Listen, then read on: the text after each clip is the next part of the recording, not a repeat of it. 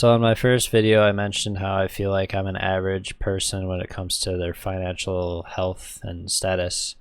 In this video, I'll be explaining why by showing you my income, where my bills are, and my debt, and kind of where my money's going each and every month, and what my game plan will be going forward. So just jumping right in, I'm salaried at 52 grand a year. The discrepancies between some of these paychecks I have are bonus weeks, and then some early weeks in January I took some unpaid time off. Just needed a break because my job is kind of physical. As for my fiance, she gets paid hourly, so it's always different.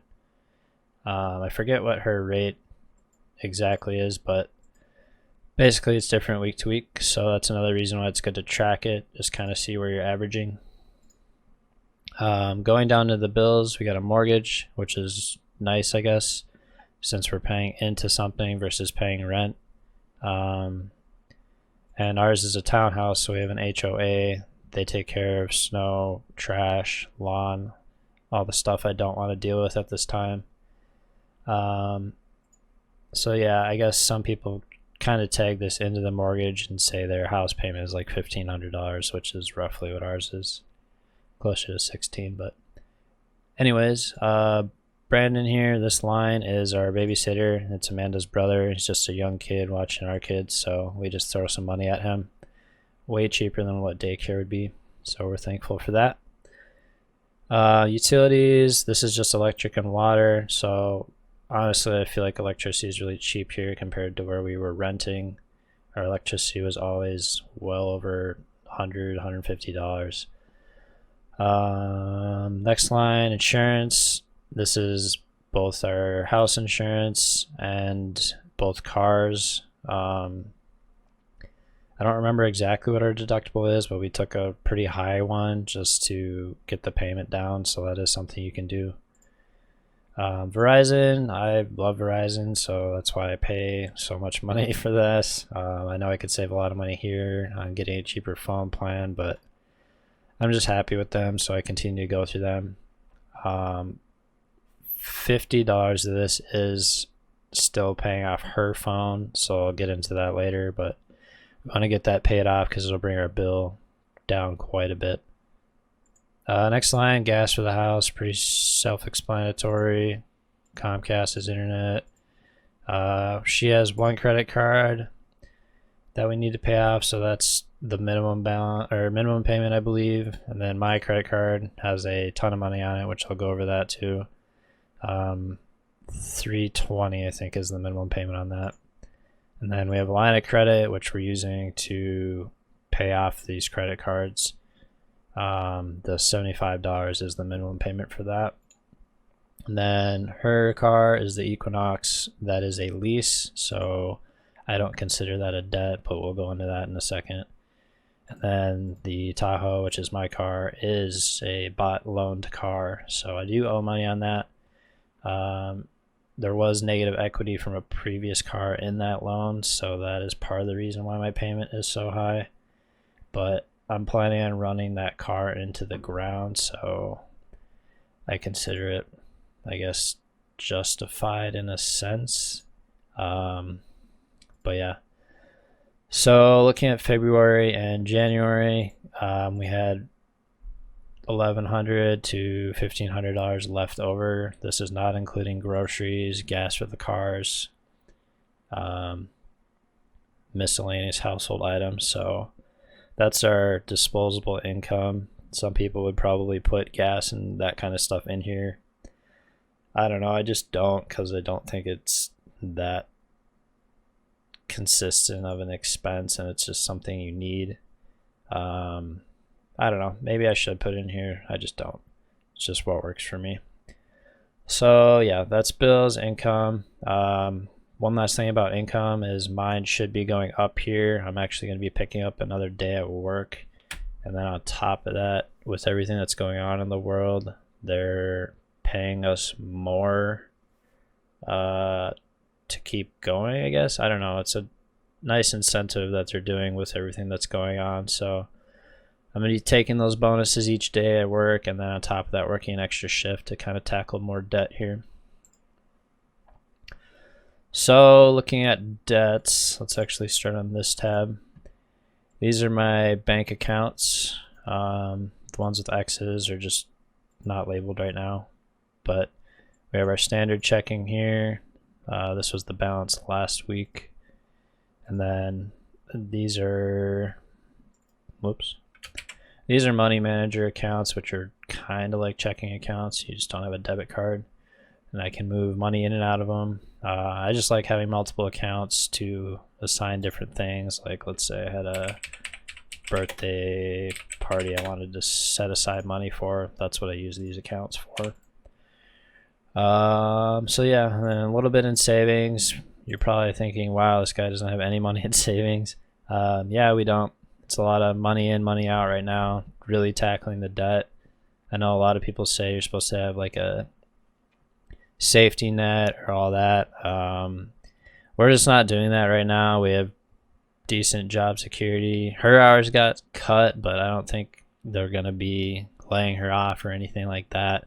And my job security is through the roof right now, actually, with everything that's going on. So we're not extremely worried about that. And on top of it, if we absolutely needed money, we do have a lot of credit available to us that maybe seem or deemed as counterintuitive to some people, but I don't know. This is just how I'm doing it. You may have your opinions, but this is what we're doing. So that covers the accounts. So looking at this tab here, like I said before, I have a line of credit. The max on that is $3,000. So I'm working on paying that off right now. We were using that to pay off one of her cards, and we're successful in that, so I'm just paying this off. To explain that a little bit, her credit card has a higher interest rate than my line of credit, so transferring the balance to my line of credit is saving us money and making it easier to pay off. This is my credit card, 15 grand on that. I'm not going to go into the backstory about why that is so much. That just is what it is, and I need to pay it off because it's killing us. This is what's left on my Tahoe loan as of last Friday. Like I said, there was some negative equity into that, but part of the reason I got this car is, one, I'm running it into the ground, two, we had a family to take care of now, and three, SUVs tend to last for a long time. I'm about to hit 100,000 miles, but I know this car can go for probably another 100,000 miles, so I'll be able to pay it off and then essentially drive it for free, minus oil changes, that kind of stuff. So that'll be good once we get to that point. This is just a rough estimate of the value of that. As you can see, I'm kind of calculating like what the total is for everything here. So that's why I factored that in here to kind of see, okay, so a car is worth something once it's paid off, and that's kind of where we're at right now. Like I said earlier, we have a phone that we're paying off, so each month Verizon charges for that. It's not an interest payment, but I do want to tackle it as soon as possible just because it's an easy thing to pay off, only $1,000 balance. So yeah, we'll be trying to do that in the next month or two here. This was the credit card we paid off, that was hers, and then this is her other credit card that we need to pay off. There isn't much of a balance on there, but just another thing in the pipeline here. Our house down payment, so we borrowed that from her parents to get us into a house so we could stop renting. We just didn't have the means to do it. They decided to gift us that money, and we're paying it back. So I actually gave them $2,000 of that today. We got back one of our tax refunds, so we immediately gave $2,000 to them. We're waiting on one more check for tax refunds, and then the rest of it will be paid off. There's no interest on it or anything like that, but it's a larger balance that I can get rid of right now, a weight off of my shoulders, and the obligation of like owing a family member money is just gone. I don't like that. I didn't want to borrow this money in the first place, but it was the right financial decision to make, in my opinion, because again, renting, it just feels like you're throwing money into a pit. So yeah, this is our mortgage now. Amanda pays the mortgage, so I don't have this updated every single time we pay. I just barter once in a while and get it. And then our house value, somebody would have to come out and look at the house, so this isn't accurate at all. I would think with all the homes they've built right next door to us that the value's gone up, but it's hard to say without everybody, or without, excuse me, without, or with everything going on. So we would have to get a professional to come out and look at that, I guess, to get a true estimate. But I think our house is worth more than what we owe on it, so technically it's already somewhat of an asset. So that is the family accounts and debts and assets tab. So going on to the investments, these are accounts that have separate from our accounts. I have a separate checking account here, separate savings account. I keep those really low because the whole point of this is just to funnel money to my investments, keep the transactions low on our family accounts so it's not full of all the transfers I do for my investment stuff, I guess. So starting here, I plan on getting a bank CD. It's not good interest rates by any means, but it's just another way to put money somewhere where I can't really access it as fast as cash.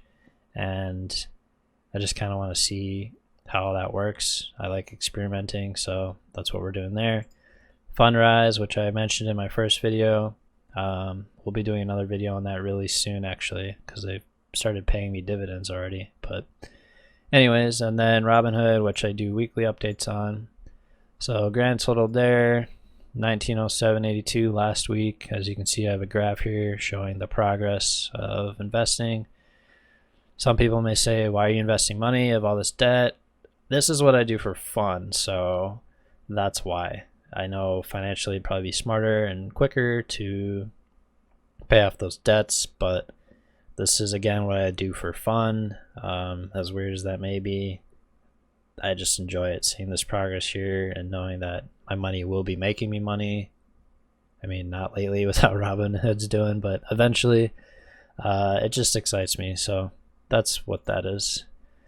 And then last but not least, I have a totals tab here. So this just has the total investments tab, total investments cash, family debts and assets, and then roughly, like really rough estimate of what my net worth is. So like I said, it's negative. We have a lot of debt to pay off. I feel like this is an average thing for somebody in their mid 20s. But yeah, this is really what I'm focused on, is getting this debt paid off. And I mean, we can do a quick thing here. So that's my car payment, line of credit, credit card, and then add those up. That's how much money we're throwing away to debt each month, and to me that's just insane. If I could invest all that, I mean, that would be huge. Or not even invest it. I mean, just have more spending money if we want it. I mean, $1,000 a month is a lot. So we need to do something about that, and that's what I'm focused on. And investing, because again, that's what I do for fun. So yeah, that's pretty much it for this video. Just being transparent, showing where I'm at financially right now. I don't know. I guess that the priority should be paying these debts off, and that's what we're doing. I'm kind of doing the Dave Ramsey style, is pay off the ones with the smallest balances first, work your way up to the big ones as you gain momentum. But like I said, we already paid $2,000 to that, so next Friday that'll already be $2,000 lower. And this is why I track everything. I mean, you can see the progress here. It helps keep me motivated. I mean, when you're looking at it, like, yeah, almost 40 grand negative sucks, but seeing progress is what keeps me going. And I finally just made the decision this week, like I said, to pick up that extra day. So that's roughly $200 to $300 a week, almost $800, $900 a month. That's a lot of money, so we can really get more momentum on this and just get it done. And then once, I mean, I want to pay this car off as soon as possible after the credit cards and all that, and being able to drive your car around knowing that you own it. It can get annihilated and you don't have to pay anybody. I mean, that's got to feel different driving that car. So just something that I'm looking forward to.